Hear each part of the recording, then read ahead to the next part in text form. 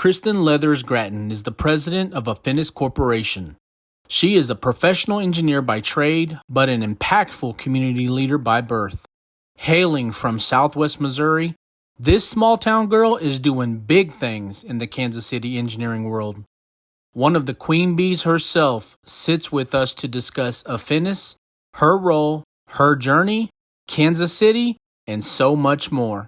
This is Enterrupt KC, baby. Enjoy this episode.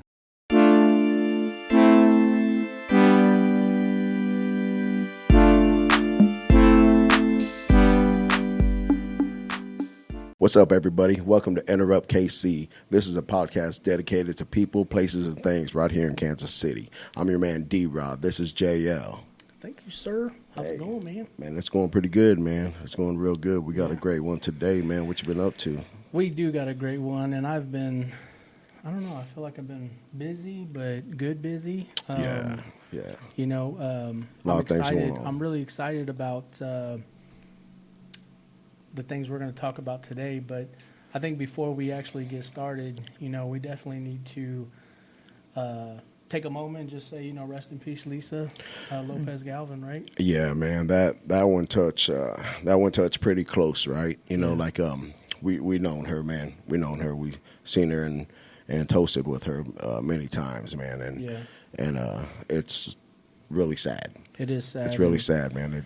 She touched a lot of people in the community, Kansas City community, but Hispanic, Latino community. Yeah. So, we should definitely do a salute, man. To Man, Lisa. it's a salute to Lisa, man. Rest in peace. Rest in peace, man.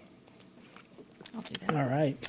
With that said, I'm excited because we are with the queen bee herself, one of the queen man. bees. She said we can say that, by the way. I think I was gonna call her like an empress or Empress, whatever floats, something man. like that, right? I like that. But we're Step really it up. excited, Kansas City, to introduce you to the president of Affinis Corporation. Yes. Kristen Leathers-Gratton. Gratton. Yes, ma'am. How you doing, Kristen? Welcome. I'm great. Really appreciate this. It's great to see you guys. Yeah. And this is an amazing setup. Well, thank you. I mean, you have an Thanks. amazing office, so Yeah. it makes our setup even that much more glamorous, I guess. Yeah, makes it look good for sure. So, Kristen, thank you for being with us here on Enterrupt KC. One of the things that we strive to do just as a podcast, just D-Rod and I, is to get out in the community, engage people, talk to them about the work they're doing, the community that they're involved in, and just everything, their journey, right? And so for you specifically, I feel like there's so much to talk about because, man, I don't know if you've ever had anybody Google search you, Kristen, but these two gentlemen right here, hello. Oh man, We did a little Google search on you. very impressive. We're gonna try and touch on a lot of Good stuff. job on deleting everything from 10 years ago. Thank goodness. There was nothing way back then. Yeah. So, I guess just to start off, Kristen, you are the president of Affinis Corporation, yes? Correct. So what does that mean exactly to be a president of an engineering firm? Because this is an engineering firm, right? Yeah, our engineering and surveying, we're a consulting firm here in Kansas City, and we're 23 years old. So I've been with this group my entire career. So from the time I graduated from college and moved to Kansas City, these are the people I've been with, and this is the organization, even though we were part of another company way back in the day. So it's very very personal. Yeah. Because you work with these people day in and day out, and it's our family, Right. and it Right. truly is a family. For sure. So, but it's why I have stayed with this group as long as I have is because they've always been supported me in my growth and opportunity, and even when I made mistakes, they helped me pick myself up and show me how to improve. Dust some shoulders off and go back at it. And, the other exciting part of it is I've been able to grow and develop and take on new challenges, and the president is one of those. It was unfortunate circumstances how that happened, but my mentor, Rick, who was one of the founders of the company, was a great mentor to me and I guess showed me the way on that. Okay. And it was Rick Worrell? Rick Worrell, yes. Him and John Thomas started the company, or were the two founders, founding principals. And then I think there was 23 or 30 of us that followed them and followed them on this path. We said we were taking a trip to create a engineering company and surveying company that did things a little differently. If you don't know, back when we set out on this adventure, Affinis is relationship in Latin. In Latin, okay. So I was wondering about that. Yeah, so because everybody else is like initials, engineering companies, everybody's initials, A, B, C, D, E, F. Yeah. But we're a proud people, Kristen. Yeah.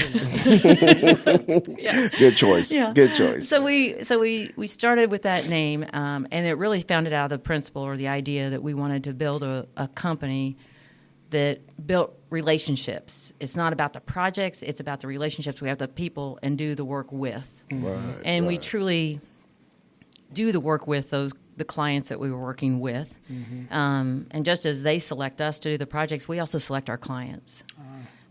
So we want to be in alignment with their values that our company lives every day, which are trustworthiness, servant leadership, excellence, collaboration, and balance, which are kind of our guiding principles. And if a client doesn't value what you do, why do you want to work with them? Yeah, for sure. Or if they don't, they want to not, because engineering is, while it's a scientific thing, you're a problem solver. So you come up with new challenges as you're working through those finding those solutions. And sometimes that means a scope change, or maybe we need to go a different direction. And you didn't see that when you started until you get into the data. A lot of different routes you can go. Right. So you want a partner who's going to see that and be there with you. But that's kind of what set us out. And, 23 years ago when we set out on that adventure, nobody was talking about relationships then. Now everybody talks about relationships. So I like to believe that we kind of started that trend. But but it still is really what we're founded on. We've got a long time clients that we work with. And even as they've had changeover in their organizations and we've had changeover in ours, we still value those long-term relationships and work hard to protect those and build those. So you mentioned civil engineering and surveying. What does that mean? Because I think, our audience, there may be people who have no idea. Yeah. And you know what? I have to admit, I did not either. I asked JL, I called him, I was like, hey, man. Right? I was like, what's it? I mean, and the deal is there's so many different engineers. Yeah. And I'm like, what is a civil engineer? Yeah. So. Another reason why we're doing this. Yeah. I love it. And this is so civil engineers, basically, I like to say we play in the dirt. Nice. So we're building horizontal construction. So roadways, storm sewer, wastewater, but water treatment facilities. When you turn on the faucet, where's that water coming from? A civil engineer is the one who put a lot of that system in place, as well as to you. Right. Yeah. And so we're out building the roads and making sure people can get to and from their home, to their work, to the grocery store, traffic signals, all of those things. All the way down, all the way to the structures, the bridges.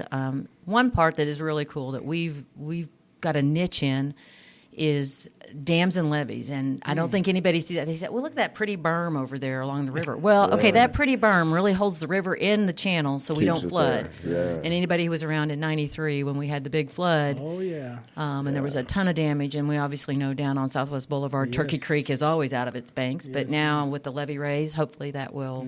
So you're around all of Metropolitan. Yeah, we focus on the metro area. We work with public agencies is kind of our niche as far as client base. So we're working for the Corps of Engineers, federal clients, municipalities, KDOT and MoDOT, so the DOTs, counties.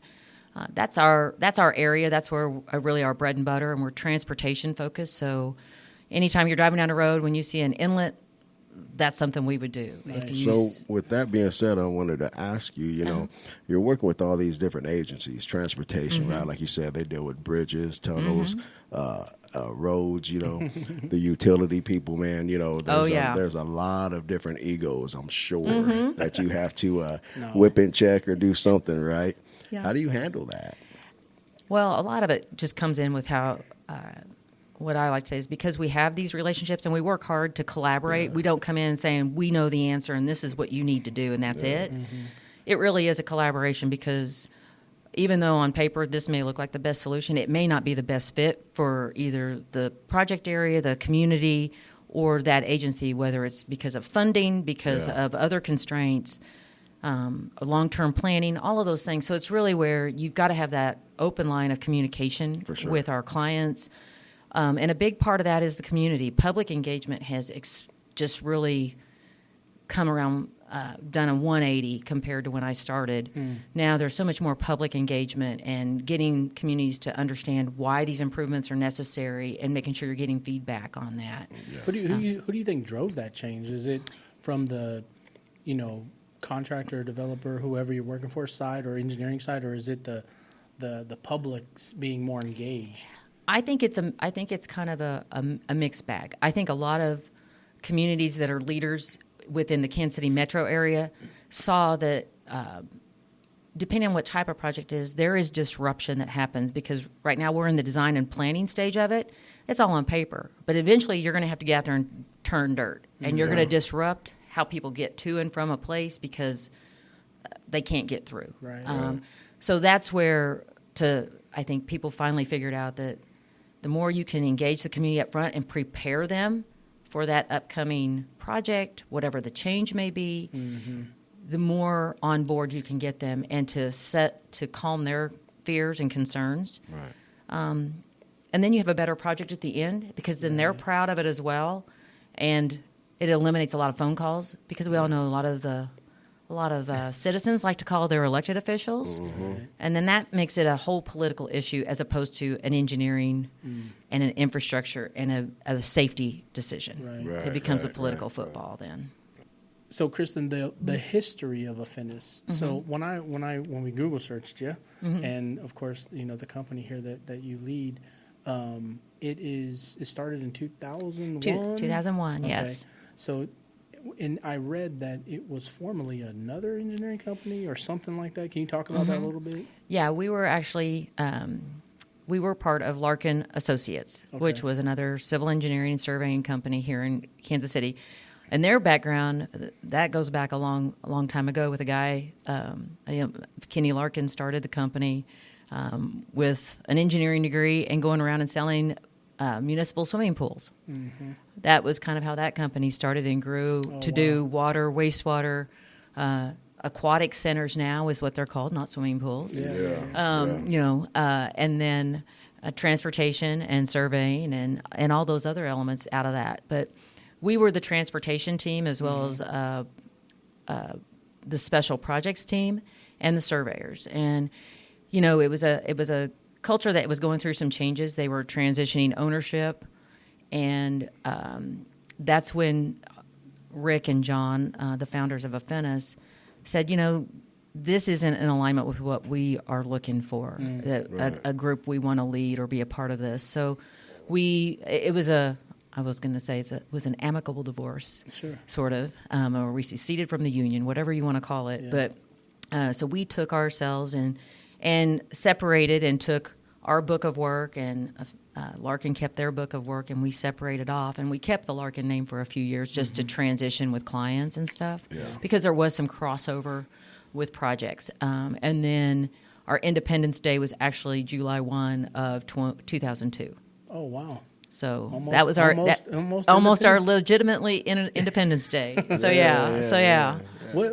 How big is the company? Like when it started, how big was it? And then now here we are 23 years later how big is it? Yeah, I want to say we were around 30-ish, 35 maybe. Okay. And we're right around 43 right now. Oh, wow. Nice. So I mean, while that doesn't seem like a lot of growth, there has been a lot of disruption in that 23 years. The recession in 08, 09 in that cycle, when the banking industry and mortgage industry tanked everything, that really hit public infrastructure projects really hard.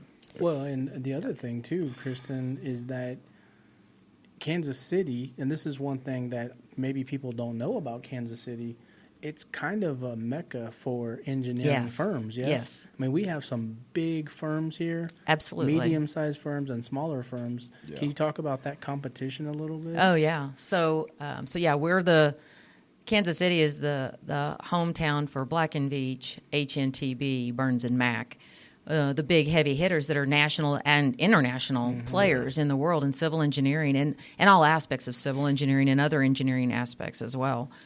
So when the market share shrinks for projects, those big fish start swimming in my little pond, and it is not good. They don't fit. We still can go head to head. That's when the queen bee comes out. Yeah. What are you doing? That's. I think I've gotten more competitive the older I get, actually, because it's. But to that point is the there's fewer projects, so there's more competition, and that has continued in that 23 years. In fact, in the last, I would say, since. I don't know, once the recession kind of subsided and everybody was kind of getting back to what I would call normal, there's just a new shingle hung out every day of people, like firms from St. Louis hanging a shingle here, or Texas or wherever. They're all coming to town. I was like, why are you coming here? Yeah. It's because of Patrick Mahomes and the Kansas City maybe Chiefs. so, which, it's great. It's great for our city to have that as a marquee, as an industry. I say there's probably more engineers here per capita than there is any place else in the United States. Yeah. It's insane. Yeah. But that also means there's more competition for engineering talent. Our schools only produce so much. So I think to your point about why we want to promote civil engineering earlier when you were asking about that, that's a conscious choice that we are making as an industry to really elevate what not only civil engineers do, but all engineers do, and show that as a path, as a career, a profession.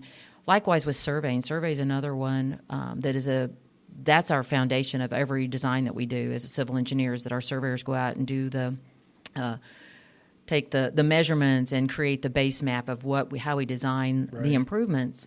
And without that, we can't do our job. So surveyors are the backbone of a lot of what we do. And their profession is struggling as well. How many people really know what a surveyor does? Right. Other than maybe come out and do find your property pins on your property before the bank will let you purchase it or sell it, whichever way it is. Yeah. But they do so much more, and the role they play in our industry is significant as far as making sure things are in the right place and within right-of-way or within easement. So there aren't issues. And that's another profession that's struggling to rebuild their talent pool and get kids interested in surveying because it's not talked about. Right. Yeah, and I would imagine that, competition for workforce is clearly high, as you said, right? Yes. But I would think that, what clients are looking for are a good team to work with, a good engineer, good engineering company, because that repetition of business, right? It's like you think of like McDonald's. You drive to a McDonald's or a Whataburger or wherever we are. Yeah. You're not going back there if the service is horrible and the food is bad, right? Right. You're going to drive to another location. You know what I mean? At least I know I would. So I know I have. And so that's what I'm saying, right? Like it's that good service that you are looking to provide there to keep that client satisfied. Absolutely. Keep them coming back. And I was wondering, like, who is your client's base? Like, I know there's like public clients, there's private clients. I mean, you guys probably run the gamut, I would assume. We actually focus on public sector clients. Public, okay. We do not dabble in the private sector, so we're not involved with developers doing multifamily or commercial properties. We've done them in the past, but the way we operate, we are very much about quality, and not that they don't do quality, but the grind of some of the developers and how their schedules, it's a burnout on some of that. And you can really, that's important to our staff and our coworkers to make sure we have a balanced life and work balance. Right. So again, selecting the clients we work for, we know the expectations. It's a focused target of schedule, deliverable, all of those things. Right. And then we can schedule our work appropriately, make sure that we create that. There's a lot of engineering firms in the metro area that do great work on the developer side, and that's their bread and butter. And they have a hard time serving the public sector clients because they're built a little bit differently. Right. And the expectations are different of what a developer wants versus what a public sector client wants. So with that being said, do you think that there's more challenges in like doing the deadlines and meeting the goals of all that?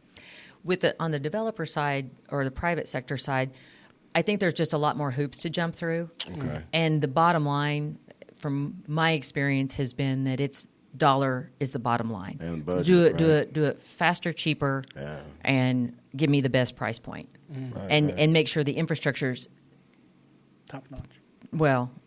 put in as cost efficiently as possible. So sometimes that Maybe is not top notch. Sometimes that's from what I have experienced. Sometimes that's counterintuitive to the public sector who is reviewing that. So then that puts you in a pinch point when you are working for a public sector. You've kind of you're serving two masters. Yeah. So we've just elected to stay on the public side, so that we don't have that potential conflict of interest. So with that, is that even still you got to keep in compliance with the local, the state, the federal regulations? Right. And was that pretty challenging? It can be. It just depends. For the most part, they're fairly stable, and around here, we've been doing it so long, you kind of know. You just know what to do, how to go. Everybody has their part where they play. Right. And a big part of this is as we know that client and we do repeat work for them, you start to kind of be able to anticipate what direction they're going to go. So you kind of already know, even though you present maybe a host of options or different things like that, you kind of know, okay, this is probably the better fit for you guys on this and understanding these aspects. And I imagine because of those relationships you said you have, I mean, and you work with them time in and time out, you know, and you already know, like, okay, I'm going to go to this guy for this and maybe not her or whatever, you know, it may be. Yeah, you just figure out, everybody's got even though you work with the same agency, every project manager, every individual has a different style. And you just learn how to work with that, and none of it's wrong, and some people you just hit it off with and there's just a natural flow, and other times sometimes you just maybe have to work a little harder to get it figured out, but once you do, then it's easy. For sure. You know, hearing you talk, Kristen, you said earlier you guys you work all over the city, right? I mean, and for us, you know, Enterrupt KC and D-Rod and I, we talk about, you know, Kansas City is Kansas and Missouri. Yeah. It is the whole KC Metro. You know, that's why we have these signs here in front of us. Do you feel like there's a project that you're like, this is one in Kansas City that you were a part of, or maybe your company was a part of? Some pride I know there's probably a handful, but is there one or two projects that you would throw out there and say, man, this is a project that we're really proud of? What did the Queen do? Which one was it? Well, all right. I will say the one, I don't know that there's any, I used to think there was a few that I was really, really proud of, and I still am. For sure. But I think the bigger way that I'm most proud of is coming up as a young engineer. I gravitated towards residential street reconstructions and have done those in multiple cities around the metro area. What is that exactly? So many of the streets, and this goes back to like 1999, 2000, early 2000s, there were several cities that didn't have curb and gutter on residential streets. They were still ditched. There was no curb and gutter, no sidewalk. I remember some of those. Yeah, you remember? I mean, they were just a step up from maybe a gravel road, right? Because they were chip sealed. They didn't have a good foundation because they were, dollars were short, and you focused on building out the thoroughfares to get traffic through the cities and stuff. So several communities that we've worked in had made a conscious choice to allocate certain funding to go to residential street reconstructions. And I was blessed to work with some really great municipal engineers who we got to really kind of master that craft. And that's probably one of the proudest things I have. And what I really like is that first you go in there and you see what the street is like, and it's fine. You can drive on it and people can get in their driveway. Yeah. But after it's complete and they've got curb and gutter and they don't have to now mow a hilly ditch or have leaves in there that are blocking the tube under their driveway, so they don't have drainage. Right. Everything's walk going down the sidewalk and or have a something. sidewalk and street lights. Street lights. Yeah. Yeah. That's just a really good feeling to know that I impacted all those residents in that neighborhood. Yes. And I go back and look, and I can see that in Merriam. I can see that in Overland Park. I can see that in Independence. I can see it in Prairie Village. And not that Prairie Village had a lot of ditch streets, but we've done a lot of improvements there with just maintaining their infrastructure. Sure. And those are our repeat clients. Yeah. So that's a lot of fun. Yeah. That's what I've enjoyed. I think I've done over probably myself was responsible for over like 30 miles of residential streets in Kansas City. Wow. I'll tell you what, if I was responsible for some of that, man, I'll be driving around all those, honking my horn, Yeah. and boy, It's like, a- I it- did it. yeah. You know you're walking down the sidewalk Yeah. because of me. This Yeah. is me. You know that, I right? Yeah. did that. Yeah. Well, and I Well, think congratulations, Yeah. regardless. that's I think just the impact and everything that I learned in one community I was able to take to another community, and it may not have been a fit, but I think that's where a lot of the public engagement and getting that personal touch with residents and explaining to them, okay, we're going to replace your driveway, so you're going to be out of it for a few days while the Right. construction's going on. Well, I need to get in. Yeah, I've some got. mad people. I'm on a. I have a walker. I can't cross this. What's going to happen? And we've got the contractors going to do this. So I really enjoyed that one-on-one engagement with the public, and then afterwards, some of the best pat on the back, whatever you want to call it, was when we get a letter from somebody said, this turned out so good, and you guys did such a great job. Yeah, that's and great. they were appreciative of the city investing the dollars in their neighborhoods because there's a perception that all the dollars go to the big streets and where the businesses are and where the McDonald's are and things like that, and not in the neighborhoods. Yeah, yeah, yeah. So, Kristen, you're the president of Affinis, and we're going to talk about your journey getting there in a second, but your day-to-day, where do you feel like you're spending a lot of your time, your focus? Where do you feel like that is? Because I think people, like president of an engineering firm, like that can mean different things for different people. I'm assuming. Yeah, yeah. Like you only get 3 hours of sleep a Yeah, night, I you know, mean, like No, yeah, I think a big part of that is I'm able to do my job because I've got great people around me who do their job, right. and it's very much a team effort. I may hold the title of president, but I've got all the support around me that helps me day to day. There's things that I take full responsibility for, and that's great. But I've got people backing me up and helping me make sure we're making the right decision and stuff. I don't do it in a vacuum.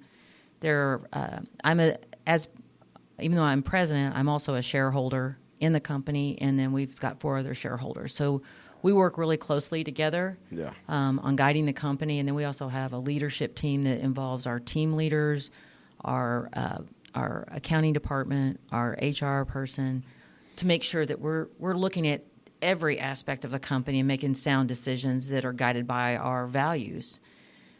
Because the last thing I want to do is make a decision based on a financial circumstance that impacts my coworkers, and then my coworkers walk out the door. Right. Yeah. So it's about that balance. Right. And so that's what when I say we live by our values are always our gut check to make sure we're doing what's right Yeah, for sure. for our company and our coworkers. And ultimately, the company has to survive, or else the coworkers don't have a livelihood. But if we don't have our coworkers, we don't have a company. Yeah, yeah. So it's striking that balance. Absolutely. And, we talked, a little while ago about, Kansas City kind of being an engineering mecca, right? And all this competition for workforce. What are things that you focus on as president to separate yourself from, hey, we are unique because we provide this, right? Yeah, that's been one that does keep me up at night. I will say that. How do you compete against the bigger firms that have got all these? It looks so amazing. I get to work on a power plant in the Middle East, or I'm doing a bridge in New York. Whatever. That sounds awesome and exciting, and those are amazing projects.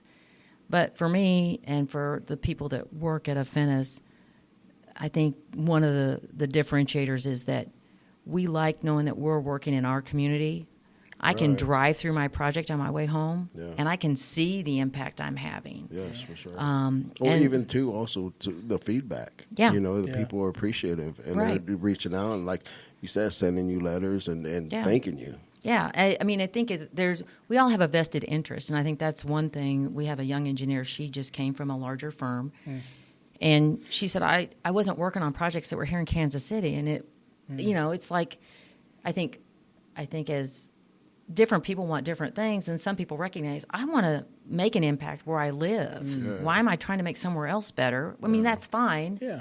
but I think that's how we can affect somebody's decision. So what For I'm sure. hearing you say is, if you're an engineer and you want to work on projects here in Kansas City, Yeah. come look up Kristen. Yeah, at you Affinis. bet. Bring it on. That's Bring what it I'm on. hearing you say. Yeah. Well, with Okay. that being said, how about if somebody is, Uh-huh. Yeah. how can they get a hold of you or email you? Is Is there a there website or Yeah, a website yeah. that we can give out? Absolutely. Affinis.us. Check us out. We're also very active on social media, LinkedIn. Follow us on there. We do a lot of posts. We've got a great. What's really neat is I'm on the old guard. I've been doing this a long time, but we've got such a great young group of professionals who are excited about what they do. Yeah. And the energy, and you guys got to meet Yeah, Morgan I- early, we our just met. marketing We just coordinator. shout out to Morgan, right? Shout out to Shout out Morgan. Morgan. And Yeah, she's like, there you let's go. do it. Let's do it. Yeah. And, and so really trying to get out of their way. That's And let 'em roam, right? Let them go. Let them go. And I think that's one of the. You ask back to you ask what my day to day is. My purpose right now, and this was what my purpose was before I became president. But I've continued. I've tried to honor it since then. Is to develop our coworkers. To make. I mean, why am I doing this? I'm doing it to give it to somebody else. Yeah. Right. I want somebody else to carry that torch and perpetuate Affinis and perpetuate our culture. So that's really what it's about. It's not about me. It's Yeah. not about that. It's about serving our communities and making, moving them forward is really what it is. What about when Affinis gets done with the project? Mm-hmm. What do you want your clients to say and feel when it's all said and done? What's the most important thing? Are they you're popping looking champagne for? Yeah, are they bottles? like, Yeah, I Are you guys wish. popping I wish. champagne Yeah. bottles? what are they doing? Again, Yeah. if that was me, I'd I be mean, popping champagne. Yeah. man. Is it budget? Is it dollars they spent? Is it, because you deal in infrastructure, yes? Yeah. So a lot of what I imagine you're doing is it changes in months. What Yeah. was there changes. And they can see it. It's tangible, right? They could see it, touch it, feel it, smell it if they want. Yeah. So can you talk about that, what you were looking for? For us, it's really and no project is ever going to be perfect, whether it's in design or in construction. There's always going to be a glitch. There's going to be something that pops up that, Right. unexpected, whatever you want to call it. Of course. But I think at the end of the day, what I want our clients to say and what I want us to say is, hey, it was a good design. Even though we had some challenges during it that we maybe stubbed our toe on, you guys addressed them. You fixed it. When we went through construction, you guys were responsive. You showed up when we had a challenge. You helped us figure out a solution and work around it and kept it moving forward. Yeah. And I think we've got the clients that we work for recognize that this is not just go pick it up off the shelf and you're done. Yeah. There's a lot of effort and diligence that goes into it. It doesn't go away until the last piece of sod is laid down and it's green. So there's no two projects that are the same? Never. Never? Yeah. Never. But I will say that what you learn on one project, you can translate to maybe anticipate something that could go wrong on the next Right. one. And that's always our objective is to after we complete a project, we do an after action review with our clients and talk through what went well, what didn't, how could we change to do things better the next time, or what could we have done differently, or what worked really well, and let's keep that, and let's keep moving that forward. And those are things that we do, and that's not only with our client, but that's also with the contractor. Because obviously they have to execute what we design and what we put in the plans. So, we don't know everything either. We don't know maybe what a piece of equipment is really capable of, or what a challenge was that maybe we overlooked. Yeah. So but part of that is building that trust Yeah. and being open to the critical eye. So when you're saying all that, Kristen, to me it makes me think about the phases. There's so many different construction phases, and is there any that are more challenging than the other? Like how many is there? I mean, there's a lot from what you're saying, but It depends. like you said, once you put the sod down, and then you're towards the end of it. Yeah. But it's phases, right? It's phases, yeah. And I would say probably one of the biggest challenges we run up against, whether it's in design or even in construction, is the utility side of things. Having them relocate. Having them relocate or unknown. Right. Everybody does their best guess, but just like we're struggling with workforce, so are they. Right. Oh, yeah. And they've got a ton of infrastructure to maintain. They've got demand on putting in new infrastructure as well as maintaining the old. Then we're throwing a project at them that now you've got to move your line. Yeah. And, Sometimes, you've got locators out there who maybe miss something, and then that doesn't get caught on the plan. So that's the one that I think everybody is really cognizant of, because a utility delay, and I'll not to call out our neighbors here, but yesterday we had a power outage here in our office for like 2 hours, where a line got hit somewhere else. Yeah. And then I saw the fire trucks down the road on Antioch where a gas main had been hit, and they sent out an alert to the area saying, hey, there's a gas leak. Everybody go home? Or? Everybody go home. And I mean, a few years ago, remember when down on the plaza, when the blow up at JJ's, when they hit a unintended consequence, they didn't know the gas line was there, they hit it. Yeah. And somebody had a cigarette lit or whatever it was that sparked and blew it up, killed a guy. So, I mean, there's just a lot of consequences. So trying to do our upfront due diligence is always our first priority, and making sure we've tried to anticipate and be proactive. But it's not perfect. Of course. There's not. Oh, I could imagine. But it's how you address those. When you do have an unknown or an unintended consequence or a circumstance that you weren't expecting, how do you address it? Right. And be a partner with your client to try to figure it out, and just don't leave them hanging. Yeah. Hearing you talk, Kristen, you sound so experienced and so humble, so humble about it. Honestly, you do. And I think one of the things that I would be interested in, I know we talk about with people, is your journey. So can you talk about, where are you from? Where did you grow up? Okay. Yeah, I grew up in a small town in southwest Missouri called Monette. Missouri? Okay. Monette, Missouri. I know. That's up north. Is that up north? No, it's down south, down between Springfield and Joplin, basically. Oh, okay. So I grew up there. My dad was a home builder. Okay. Self-employed, so I watched him do that, and grew up through that. My grandmother used to draw the plans for the houses and stuff like that. Okay. So it was all custom homes. There was none of this She subdivision was of architect or engineer. No, she was my grandma. She had no formal training. It was just something she did. Really? She would take a plant, like a house plan out of a magazine, and then she would customize it for the homeowner, whatever they wanted. If they wanted another bathroom or a bigger bedroom, whatever it was, she would just customize it. And then my father would, figure out the roof line, and his crews would frame it. I mean, So I grew up in that industry. So when I say playing in the dirt, I literally would set out in the yards while they were building the houses and play in the dirt, play in the sand when they were the guy was doing the mud for the bricks. And we were, it was a lot of fun. So I attribute to a lot of that to why I'm in this profession. Also, my dad. Did your grandma ever say, hey, you don't have to go to school to do that? You know that, right? She actually never really talked about it with me. We always talked about the houses and stuff, and that's what's still a passion of mine. I love looking at house plans and driving by properties and seeing what people have done to things. The skeleton. Build them up. That's just like my hobby. It's But anyway, but when I was in high school, I was always good in math and science, and so through high school I took the advanced math and sciences and stuff like that. And my dad said, "You need to be an engineer," and I was like, "Okay, Dad." And I, like you, I didn't really know what that meant. Yeah.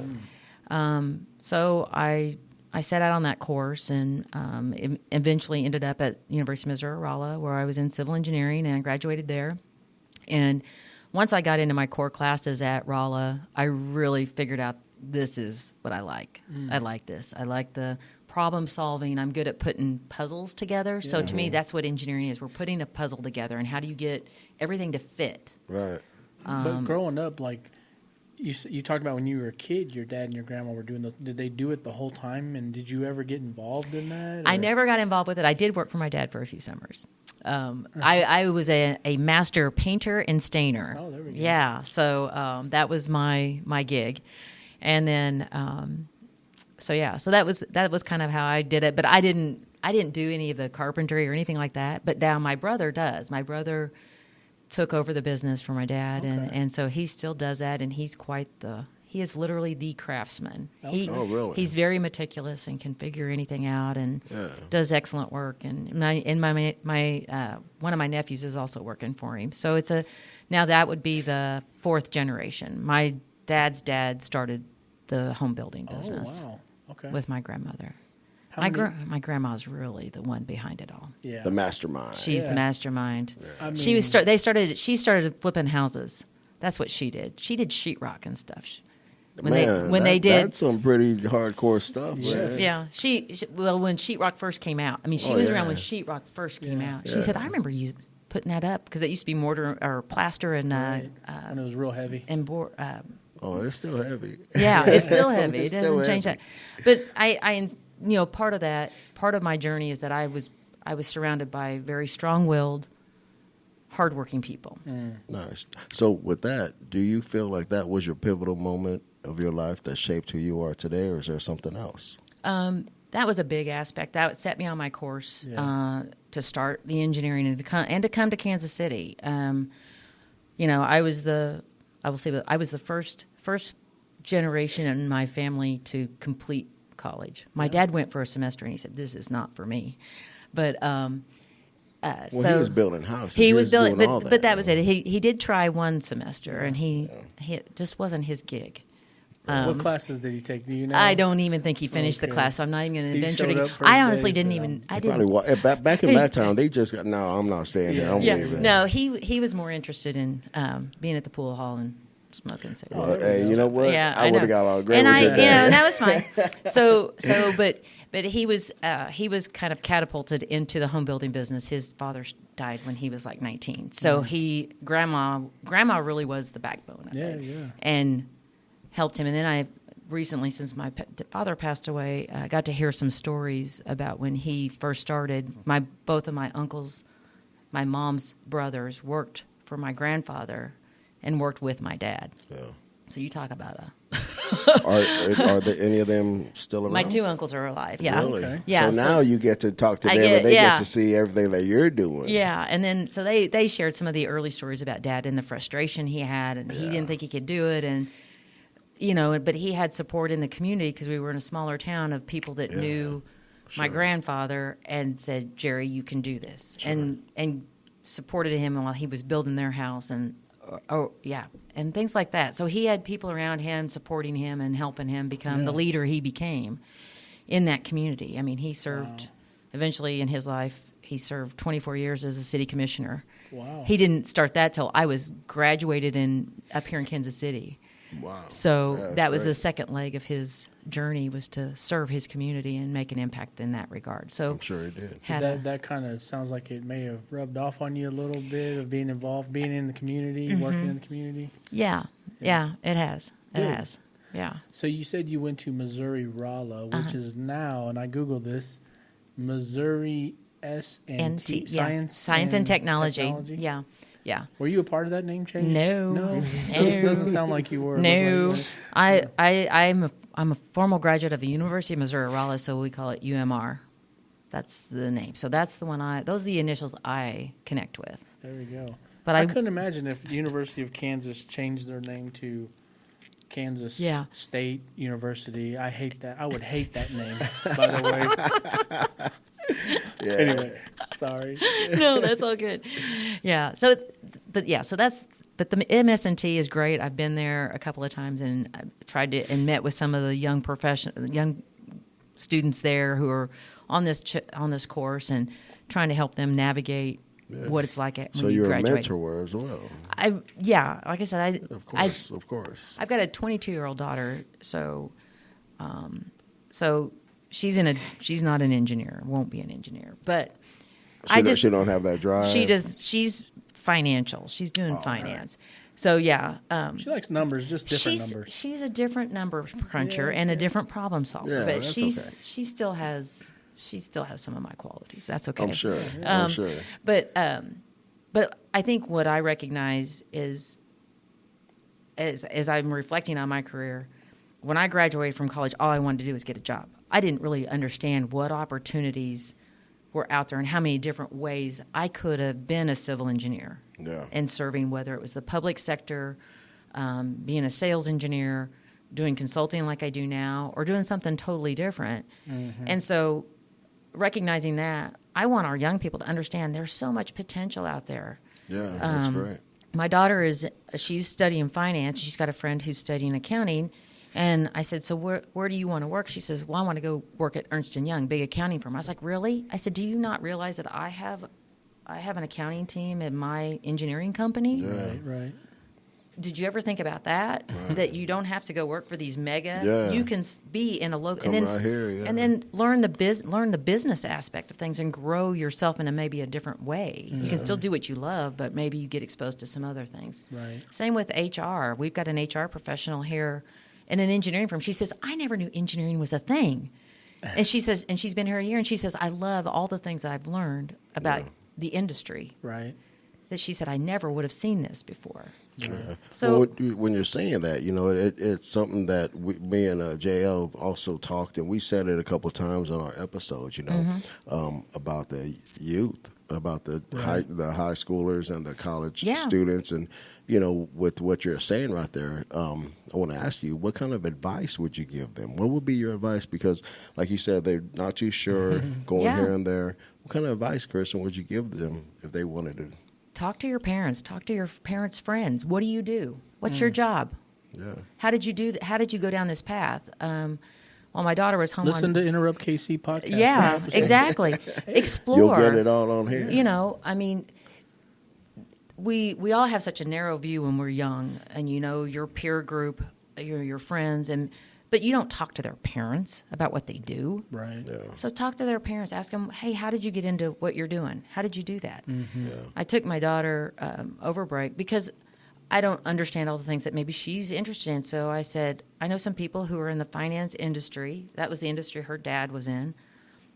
I said, let's go to have coffee with them. And you just talk to them and say, what was your journey? How did you end up where you're at right now? What was your path? And what would you advise me to do? Yeah. Or give me some advice on things you would do differently. Right. And it just kind of opened her eyes of all the different aspects that she could. That's not far away from her. Right. It's not far at all. There's a lot of different lanes that you can go into. Yeah. And really helps you reflect a little bit more about really what do I want to do? Yeah. Do I want to be a number cruncher in a cube, or do I want to be forward facing and talking to clients and helping people solve their problems? And sometimes that takes some time. Yeah. Sometimes Absolutely. it takes some time. They're not going to get it right then and there. Mm-mm. But you talked about who the mentoring and stuff, but who mentored you, and who were those particularly early on? Coming out of college. Yeah. Who were those people that mentored you and kind of guided you early on? They were my coworkers. Your coworkers. Yeah, I feel like I know everybody's experience hasn't been similar to mine in that, but I always felt like I had very supportive coworkers around me, and I'm one. You may not believe this, but I like to kind of sit and observe and watch what goes on before I really engage. Sure. And early on in my career, it was very true. I would kind of read the room, and you can kind of see, okay, I like how they're acting, or I don't want to do that, And I think that's just being observant and decide kind of how you want to engage people is a big part of that. Yeah, what not to do. What not to do is just as important as knowing what to do. Yes. And So I think that's a big aspect of that. And then I also, like I said, was always able to try things. Even if I failed, I was able to try. Right. And once I started to have some success in those trials, it got easier to try other things. Sure. And try to fly a little bit more. Right. Helped with that self-esteem, and just to get out there and get it. Yeah, just a little bit of success, and realizing I think that's the other thing to try to encourage our coworkers here, no matter what age they're at or at level they are in their career or where they're at, you're going to fail, but that's your best life experience. Yeah. Is there any of those coworkers that you knew back then that you still associate with now? Oh yeah. Yeah. Awesome. Yeah. I was actually just saying, there's a core group of us that have been, they were like my running buddies. We got out of school and they were the ones who kind of got me plugged into professional organizations, and we just would run and have fun. I mean, it wasn't, we weren't talking about projects and engineering solutions. We were, where are we going to go drink beer and go eat pizza? And when are we going to go play golf? Right. You know, and, you know, that kind of thing. And those I are wish I would have worked with you back then. well, that's why I'm glad there was Pizza no and social beer, media. man. Pizza and beer, they're hand in hand. That's man. right. I'm glad there's no social media back then. Oh, But, man, I say that all the Oh time. my gosh. But those are the friends that I still can count on today, and we don't see each other as often, but it's just like we were together yesterday when we're together. Right, you pick right back up. And they've always, you know, we're there to support each other when we're going through trials and tribulations in our professional life, our personal life. Sure. But having those role models who pushed you, and one in particular, Ivan. I was just talking with, and Robert, his son, is our surveyor who I've worked with my entire career. And we were talking about Ivan today, and Ivan was a great mentor. But there was times I was so mad at him. I hate when you make me do that. I hate when you make me do that. I don't like that. Maybe he was I would doing it never. on purpose. He was, and I would never tell him that. But I was like, oh my God, I just don't want to do this. I dread this today. But now I look back and I'm like, those were the best lessons I ever learned. Was because he made me do something I didn't want to do. Yeah. And did you learn from it? Absolutely. Yeah, great. Absolutely. Shout out Ivan, And he was he led by example, you know, and so that's just really why I think trying to teach our kids or teach our young professionals around us, whoever. I mean, I'm always willing to talk. Yeah. But the big thing I think is you're going to fail, accept it, learn from it, and get better from it. Get back up. That's all you can do. Well said. Well said. Yeah, and I think we need a salute to that, man. Oh, That's man, a we sal- need a that's cheers from salute, that, man. Cheers, Cheers to all that. Cheers. Salute. Cheers. Yes. Kristen, to you. You talked about, you know, recruitment, retention of today, Kristen, you know, but how did you end up here at Affinis or Larkin or whatever it was called? Mm-hmm. I mean, did they recruit back then too, or what did they do? Did you call? You just did kicked look in in the the door? newspaper? Yeah. I mean, No. that's how I found my first job. yeah. Like, hey, who's hiring? You know? Well, I tell you what, it was, like I said, not really understanding how to navigate the career path when I was in school. Yeah. I had done a couple of internships with MoDOT. I pulled the tag off the bulletin board and said, I'm going to get an internship. So I worked in Springfield for a couple of summers. And that was a great experience, but it also, while it was a great organization and I learned a lot, it also showed me what I knew I wasn't cut out for. And so that's when I was looking for full-time employment after graduation, I put in my resume. I went on some cool trips and, you know, got to go see some cool places. I interviewed like at Chevron in Atlanta, Chevron in New Orleans. I went to Eastman Kodak down in Texas, which that's gone now, I think, or Kodak is, I mean, I don't know, they still may be around. And there were companies, I thought Eastman Kodak was the one I wanted to work for. Yeah. And I interviewed with Larkin. They came to, their name was up on the blackboard in the classroom. And it was a class I was probably not doing so well in. And I thought, okay, I'm going to get some brownie points with the professor. I'm going to say I'm going to come to this because it was just a classroom interview. So I showed up and I think I talked with Dave Owsley, who was one of the principals of Larkin, and Ivan was the other principal. And they invited me and one of my friends to come to Kansas City, and they took us on a tour of all the projects and stuff. And How old were you when? I was 23, I think. Nice. So yeah, so it was so it came up and took us on a tour and you know everything, and then went back to Rolla, and then there was just kind of like radio silence.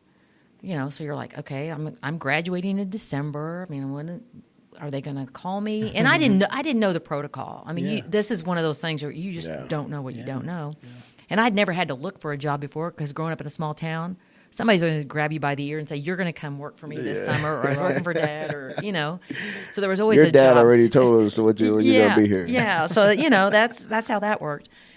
But I think the takeaway is I had graduated. I didn't have a job yet, so I called Larkin and I said, "Hey, I thought our interview went well. I would be interested. Are you guys going to hire me or make me an offer?" And they go, "Oh yeah, we just hadn't got to it." And I now being where I'm at now, I'm like, "Oh yeah, now I know why it drops off the radar." Yeah, yeah. And there wasn't like an HR person back then to lead that effort, yeah. so it was just the principals who were kind of pushing things forward. So that's how I landed in Kansas City. They made me an offer, and then I was so and it was okay. But like 2 months later, my mom says, "Hey," and I can't remember the guy's name. Somebody from Eastman Kodak called and said that the guy who had interviewed you had had a heart attack, and so he'd been out of the office. But they wanted to make you an offer, and I was like, "Dang it!" Oh wow! But it would have been. It was a totally different. It would have been a civil engineer for their sites. Yeah.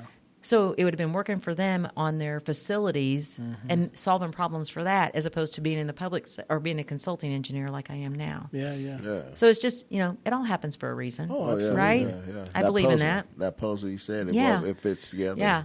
The tour, I have a friend who's an engineer, and he told me when he got recruited to Kansas City from, I think he's from Michigan. Uh-huh. He said that the firm brought him in, took him to eat on the plaza, and this is back in the early 90s, I think. And he said that they drove him down Ward Parkway.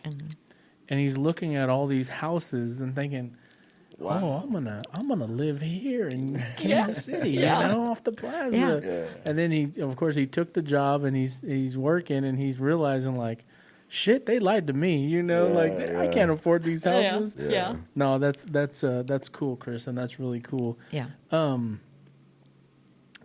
At what point did you look around the room, in the engineering room, let's call it that, and think, where are all the females?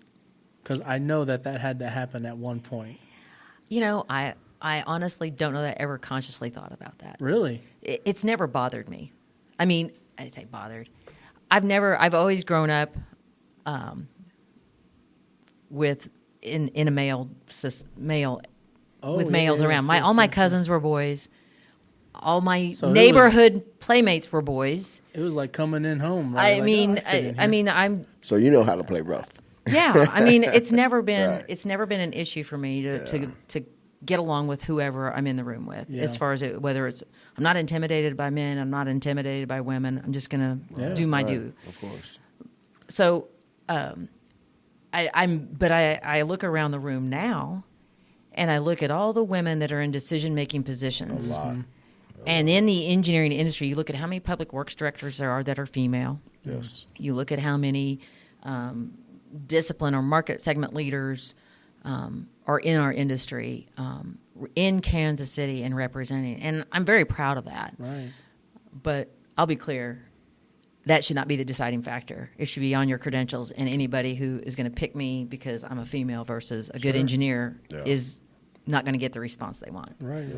So I think there's opportunity for everybody, and I think it should just be the best person for the position. Right. Absolutely. We, with that being said, we spoke with Carlos Gomez. We had him on an episode, and he even told us, within the last 10 years just to touch on that as well, that the women in the past 10 years, right, the percentage of being business owners, Yeah. has skyrocketed, which is incredible. And he's the president CEO of Hispanic Chamber in KC, so man. he's really in tune with that. Yeah, I think it really goes back to, and I'll take this back a little bit to my husband. He had a career change back in 2019, and he was at a decision point of, do I want to go work for somebody else, or do I want to start my own deal? Yeah. And I said, start your own deal. Right. I will support you 100%. So to me, it's for those women or anybody who's starting a small business, you got to have that support network around you that says, I will help you get through this, no matter what it takes. We've got this. That support system is strong, It has to be strong. You've got to, because there's long days, there's going to be financial challenges, there's going to be economic downturns, COVID, whatever Whatever it challenge is. there is in the world, there's going to be stuff that happens. So you have to have a strong network around you Yeah, for sure. to support that and guide you through some of those rough times and keep you positive. Well, I'm glad to hear that you're seeing more females in leadership positions. Yeah. I mean, I think back to some of my best bosses. They're females. Yeah. Honestly, I mean, there's some of the best bosses I've ever had were women, and I've always enjoyed, how they lead, how they manage, and it's not because there's a soft approach or anything like that. It's just because I think they don't think about things men think about, right? And I think that's unique, right? So I'm glad to hear. I'd like to just add on that as well. It just seems like they're, the women are more understanding with a lot of other things that comes with it. If you do your part and work, and they know that, everybody, and it should be anybody and everybody. Right. Yeah. But unfortunately, it is not. I've had some really shitty employers, I mean, as we all probably have, you know what I mean? But yeah, to even touch on what you said, I mean, I've had a woman, boss or owner, and she was incredible, man. She was great, Hey, my daughter's sick. Go ahead, whatever, Yeah. Yeah. It's great. So you are 33 years with the Affinis? Mm-hmm. Wow. Yeah. Tell me about it. I mean, that's incredible. I'm still 29. Oh, I know you are. Yeah. See? And you look Of course. 25. Oh, I thank by you. the way. Thank you. No, I mean, that's an incredible tenure for one company because I'm fully aware, and COVID really exponentiated this. People don't stay at jobs anymore. Yeah. So the fact that you've stayed here for 33 years, and you've moved up the whole time, I think is just incredible, Kristen. Yeah. What is your favorite decade? The first 10 years, the middle 10 years, the last 10 years? Or the next. Or the next 10 years. That's a tough one. I have to say, it probably would have been the middle 10. And I say that because I was really kind of coming into my own, and I was becoming a project manager, and I was the one really managing those relationships with our clients and going out and winning work. And that's when I really figured out I'm really competitive. Yeah. And I could kind of chart my team's course. I had some great team members as well that were. It was awesome. You just kind of get where you're clicking on all cylinders, and it's just a great workflow. It's everybody's just gelling, and that was a really great time. I am excited about the next 10. Yeah. Because see ya. No. Oh, really?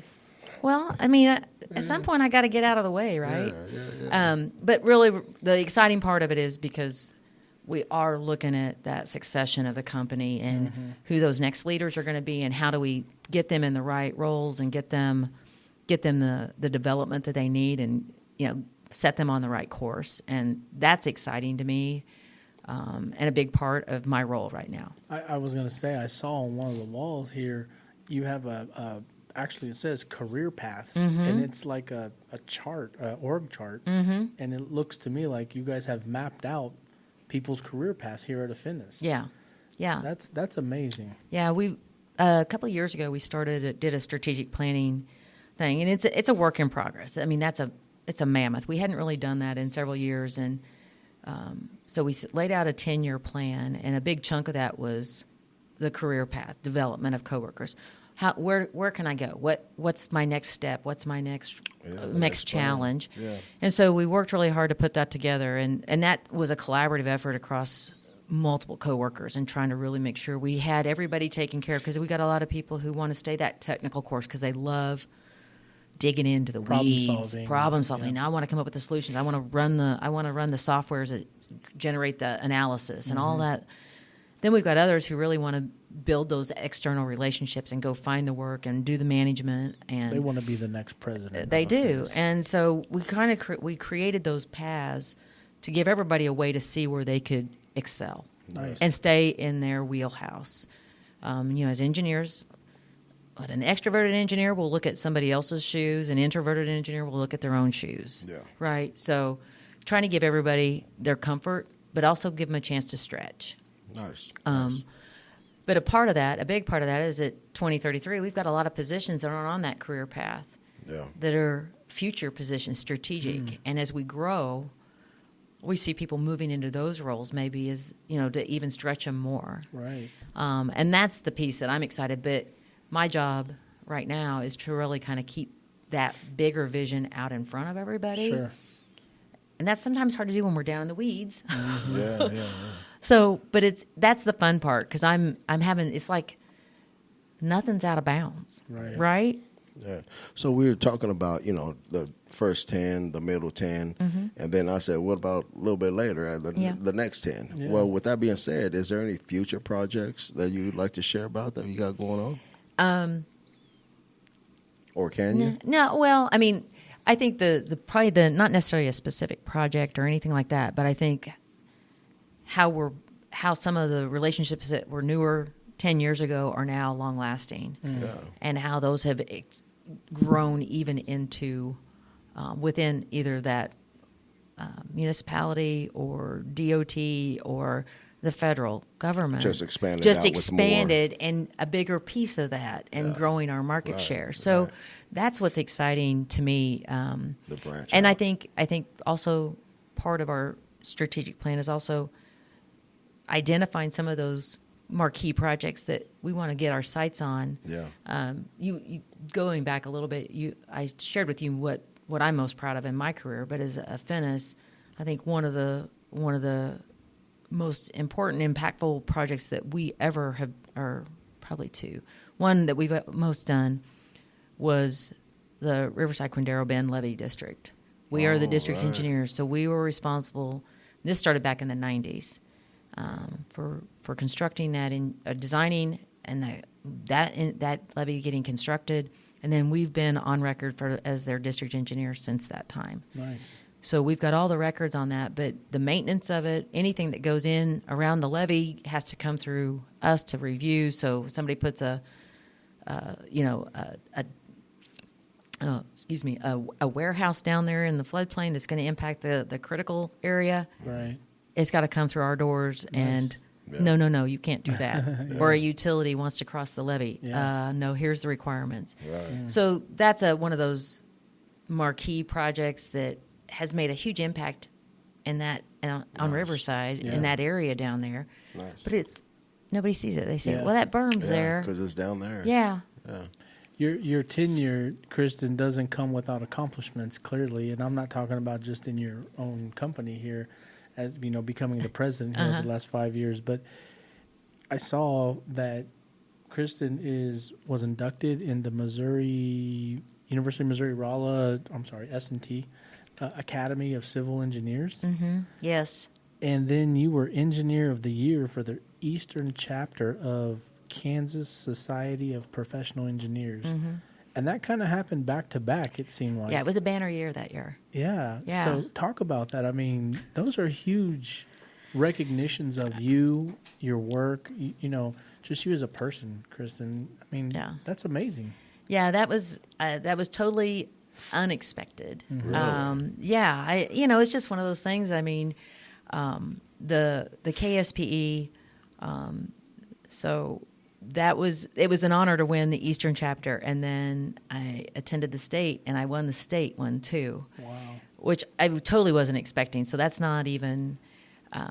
But that was a very humbling experience because there's a lot of amazing engineers across the state that make a huge impact on their community, and our state organization is advocating this as a profession and protecting our profession and different things like that. The Academy of Civil Engineers was probably the coolest thing ever for me. I remember walking the halls at S&T. There was actually not the halls. There was a glass case in the building, and there were pictures of all the people that were in the academy. And Dave Owsley from Larkin, who was one of the guys who hired me, his picture was in there. So I thought, oh my gosh, that is so cool. I'm like, wow, that's amazing. I know that guy. That's impressive. And so to be included in that that meant a lot. Yeah, it was a great accomplishment. And so when I went back, and when I got inducted, it was awesome, and I got to actually cross paths with a lot of people from Kansas City that I know, but just had never really realized they were in the academy as well. And so that was amazing too, to walk in and see all these faces that I knew. But the coolest thing was I went back to Rolla. It was in the fall last year to talk to some of the female engineers. And there was a group of us from the academy that did that. And I walked the hallway and I saw the pictures of all the people that were in the academy. And I go back now and I look at all the people that I crossed paths with in my 30 years that are on those walls. And I'm like, that's, I don't know, just was I took a picture of Dave Owsley's and I sent it to him and I said, look what I found. And he says, oh my gosh. Nice. So yeah. You're involved in philanthropy things as well. That's one of the things I think, D-Rod, you kind of had some stuff. Yeah, whether you're still on these or not, I had to write them down because there's quite a bit of these boards, right? Which is, I just want to, recognize you, and for everybody who's listening and watching, absolutely. I mean, that should probably also know, right? So applaud you to this.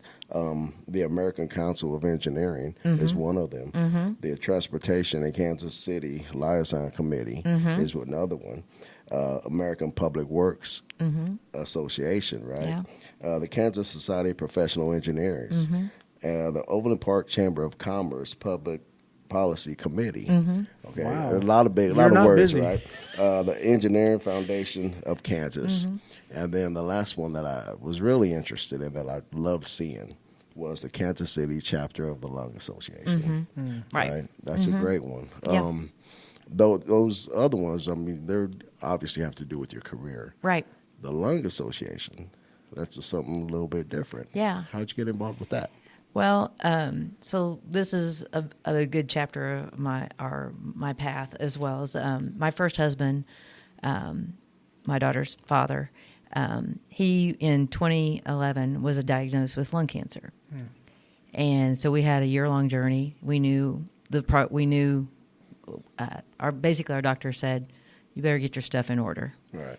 And so we went through treatment. He fought hard. He fought like a patriot. Just Sure. And he lost that battle at the end of 2011. And then a few years later, I'd always, Rick Worrell, my mentor, he came in, he says, he got asked to be on boards all the time. And his nonprofit that he was very active in was the American Heart Association, because he suffered for chronic heart disease and had a heart attack. Okay. So he was a big proponent of, staying alive, CPR, hands-free or hands-on CPR, all of those things. So he'd got approached about being on a board, and he said, Kristen, would you want to do this? And I said, absolutely. I said, Lung Association is one that I can tell a story about. I can tell a story. Yeah.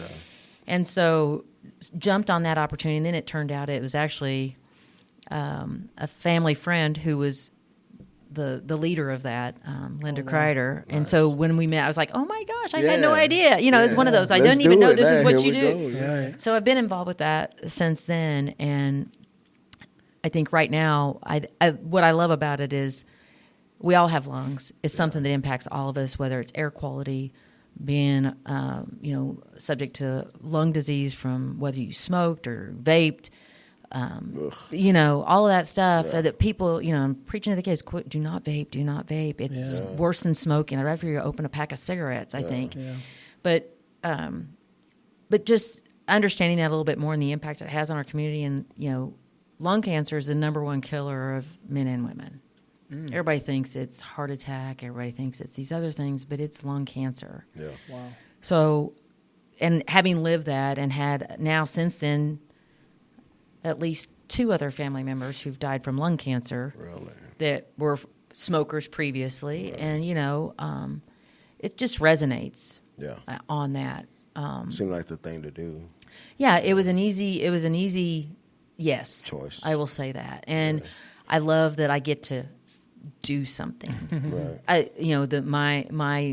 My event of choice is the Fight for Air Climb, which is coming up on March 3rd. And we're going to be down at one Kansas City place climbing 42 flights of stairs. Really? Wow. 902 steps. So earlier today, I went over to one of the buildings in Corporate Woods and climbed twice. Is it training? You're It's training? a little training, and I'm like, I'm going to be in so much trouble.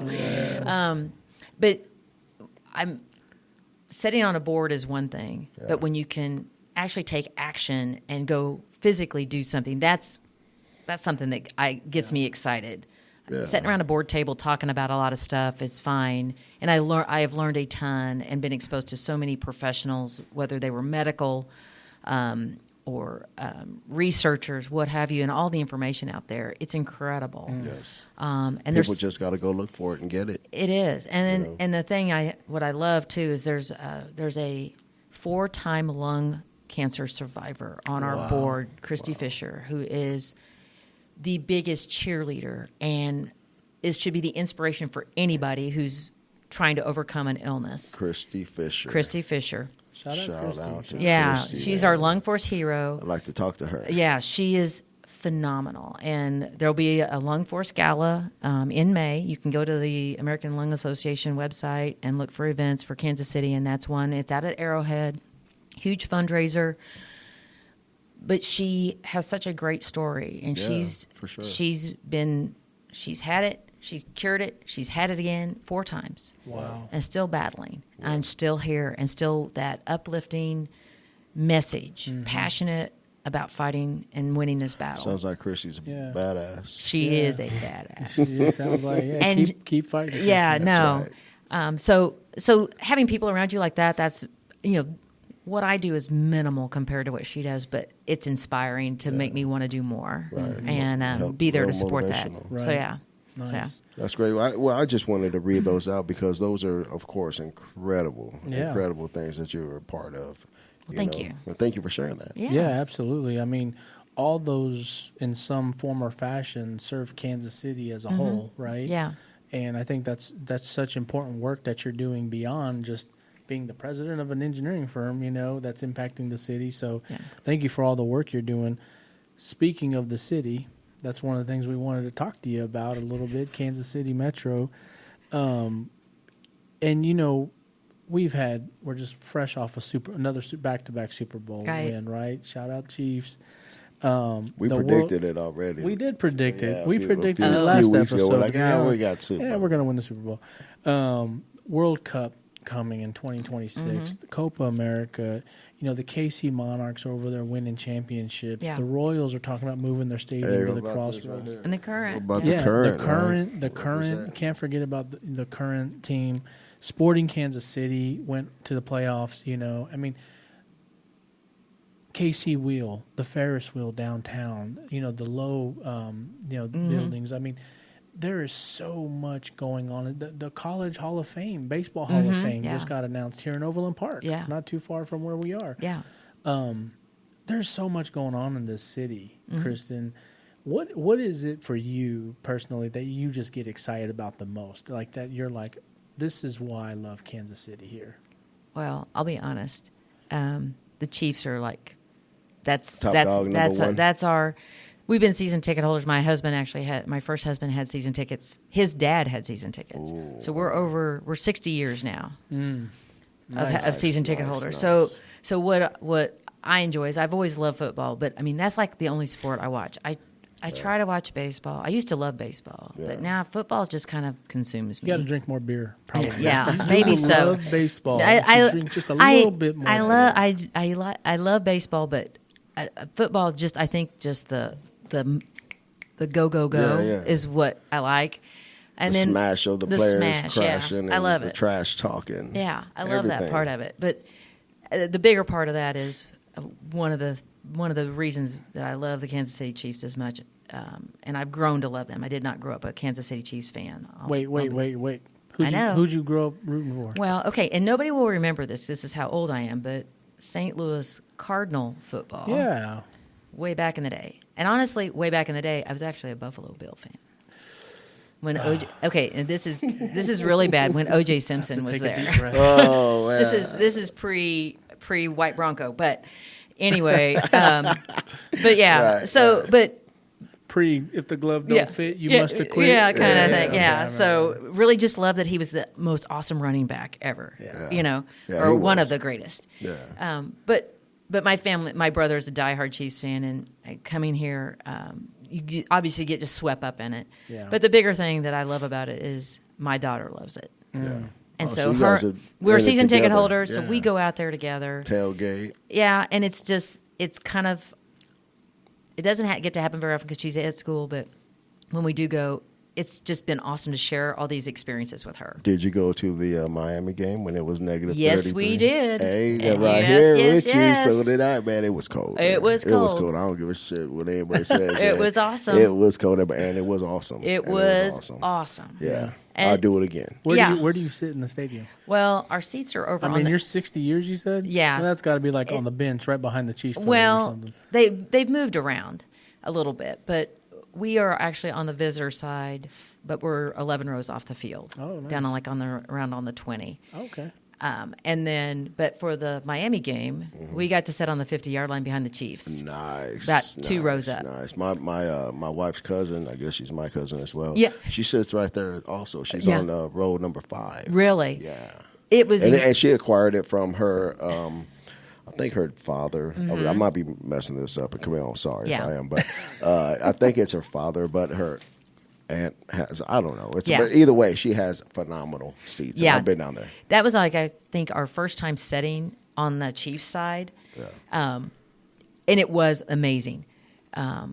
Just to see everybody up close and just, it was really cool. Oh, yeah. But Those guys are a lot bigger than what you see on TV. You know, when yeah. you know, man. Oh, heck yes. Yeah. Heck yeah. Well, when we sit on the visitor side, I like sitting on the visitor side in some regards because on the sunny days, we're on the sunny side. So it's Yeah. nice and warm when it's cold and vice versa. But, Yeah. there's not a bad seat. No. I don't No, think. I don't think there is either. Yeah. I don't Okay, think you're there is a either. Chiefs fan. That's Yeah, nice. Yeah. So, with all this that we read about you and all that you've told us here, when you get a break, what's therapeutic to you? Oh, We know football. You got a No right football. now, you got a mini fridge full of liquor back there. yeah, What do you do? yeah. you know, you vacations. You like vacations. Are you a Bright Lights big city woman, or do you like a beach bum? Beach bum. definitely. We actually just went to Fort Myers and did a quick weekend as a 50. So we went and did that, and that was great. Yeah. Nice. But- Yeah, I like beach as well. You know, it took me a while to get into that. I've always been a big city Bright Lights guy all my life, and Yeah. my wife finally told me, Yeah, we're going down to Destin. We're going to Florida. Yeah. And I've been going there every year since the kids were little. Yeah. You know, I love it, man. That's yeah. great. It's just some downtime, and then Oh, yeah. and then by way of my second marriage, my husband he's a lake guy, so we go. Oh, okay. We'll go down to Table Rock and go to Lake of the Ozarks, and Nice. that's our downtime too. We run pretty hard, but there's no bright lights in big city, but it's Yeah. a lot of cold beverages and Nice. water. Of course. Bright lights off the fishing pier. There you go. Yeah, no fishing. No fishing? No fishing. Oh, okay. No So, fishing. Just sun worshiping. There you go. Kristen, are you a music, movie, or book person? And if you are, which one of those would you best describe your life? Oh my gosh. Oh, yeah, let's go. Oh my gosh. Music? I know there's a Tupac song running through your head Oh right now. no. Oh my god. No, my husband is definitely music. Okay. I'm not book. I know that. Movie. Movie probably so. Yeah. Yeah. Yeah. I like a good story. I just don't want to read it. Yeah. I'm the same way. Oh my gosh. All right. Well, you can think about I it. got to think about that. Dang That's it. fine. Devil Wears Prada. I'm gonna give it to you. Actually, that is kind of one of my favorites. I love that movie. That is kind of. It's one of those. There's several that I can go back and watch all the time. I don't know. I'll have to take. I'll take a pause on that one. Yeah, think about it if you want. You can answer. There's plenty of time. I got to multitask. So, our podcast here, Enterrupt KC, right? As our logo says, people, places, things in Kansas City. You're obviously a person, right? Talk about this place here. Kristen, can you give me a thing that represents Kansas City? To you. Yeah. Yeah, we're really throwing some hard ones. I think so. Like, Yeah. Anything. I think when I think of Kansas City, the thing I think about is the heart. We're the heart of America. We've got a big heart. Yeah, for sure. And I don't know, the Charlie Hustle logo is just something that always flashes in my head when I think of Kansas City. Mm-hmm. Yeah. So that's, to me, that sums it up in so many ways. Nice. Whether it's you're greeted with a smile when you walk in someplace, if you make eye contact, you can smile and say hello, and somebody will say hello back. They say back. For the most part. Yeah. There's The a few. hospitality is what we hear, Yeah. I forgot who we had on as a guest, but one of our guests said, the thing I love about Kansas City is we've not lost our values Right. and how to treat people. Right. And I remember they said that, and I thought, wow, that is so true. Yeah. And don't get me wrong, I've visited all the coasts. I've been everywhere, it feels like. Mm-hmm. But, man, Kansas City's a special place, right? It's a big heart. Yeah. A lot of people, big hearts. Yeah. I think it's genuine and it's authentic here. And I mean, that's, people are, I don't know. That's what I love about it. Yeah. Nice. For the most part, everybody's got a good heart. What about this, Kristen? See if you can vibe with this. Oh, yeah. Oh, my God. Tell us you're from KC without telling us you're from KC. Come on. I know you got something good. You got to come back for that? Dang it. Morgan helped me with this earlier, and now I don't know if I can do it or not. Uh-oh. Well, the So way it's, she it's explained it's really just something people Come to from mind. Kansas City, only you got to be in Kansas City to know about it. Yeah. Okay, I'll just say Jay Rieger. Jay Rieger. Jay Rieger. You like Electric Park. Yeah. I like Park. Jay Rieger. Hey, I like Jay Rieger too. I like Jay Rieger. You go down there often? Or? Not often, but I think what I love about it is there's a history there. Yeah. Yeah. And there's Even a that building. Yeah, I mean, a history of what Kansas City was and how people have embraced a lot of that. The Tom's Town's the same way with Tom Pendergast. Boulevard, we just went down there and did the tour down there. Yeah. We'd been meaning to do it, but and so we did it. And just to know the history of that, Yeah. that is pretty cool. Tomstown, man, I want to shout them out because they, to me, I've had the best old-fashioned down there. They're old-fashioned, right? Have you had? I'm not an old-fashioned, but my husband loves those. Oh my God, man! And, hey, okay, they are doing it right, man. Love I got old-fashions. another place for you to try for an old-fashioned. Okay, Where is it? I'm open. Okay, downtown Shawnee, Okay. Neiman and Johnson Drive. There's a little place there called Wild Orchid. Wild Orchid. There's Drastic Measures is next door, but Wild Orchid is right on the corner. And we went in there.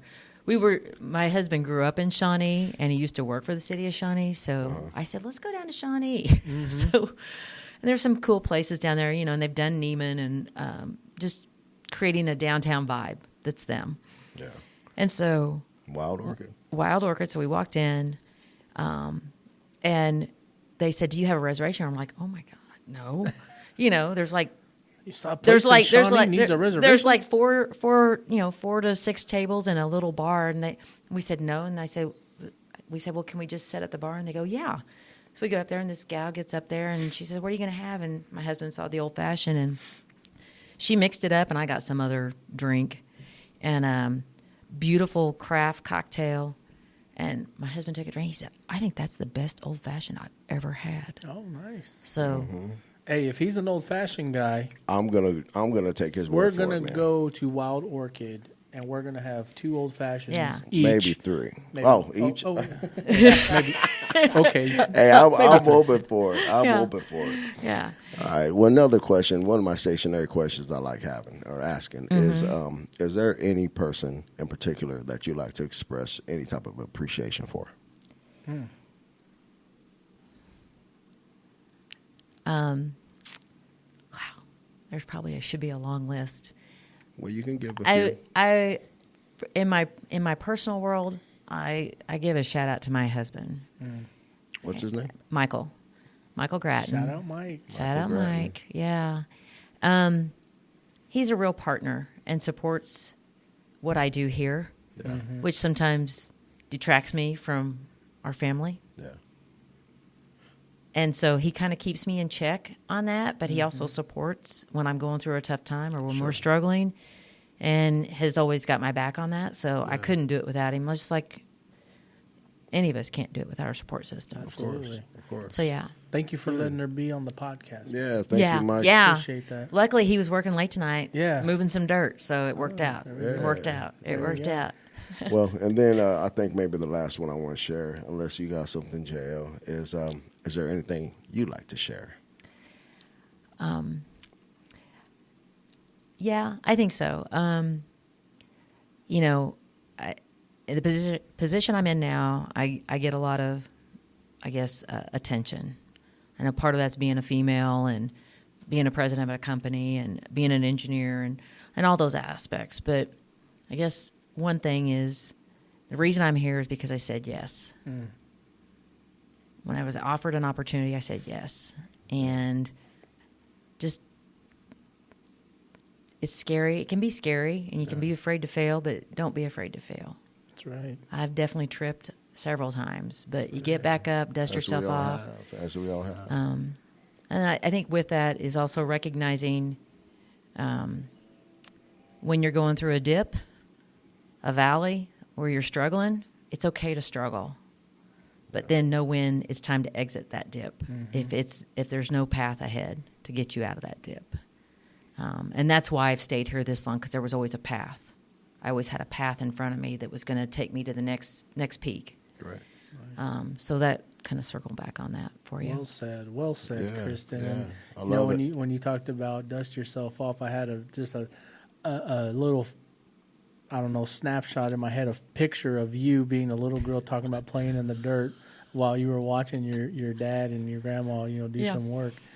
Well, listen, Kristen, this has been an awesome conversation. Yeah. Thank you for spending time with us Thank here you on for taking Enterrupt time. KC. Thank you for taking time. We know you're a busy person, and you represent your company so well. We mean that, I look forward to seeing what that next 10 years looks like for Affinis, for Kristen, in your leadership. So, and even more so, we'll get you back on here. Let's do it again. yeah, That'd be great. Yeah.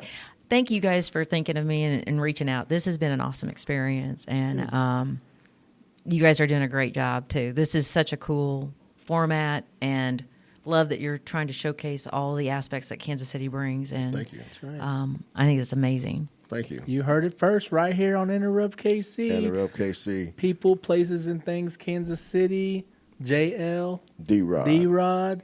Like, follow, subscribe. Peace. Thank you, everybody. Bye.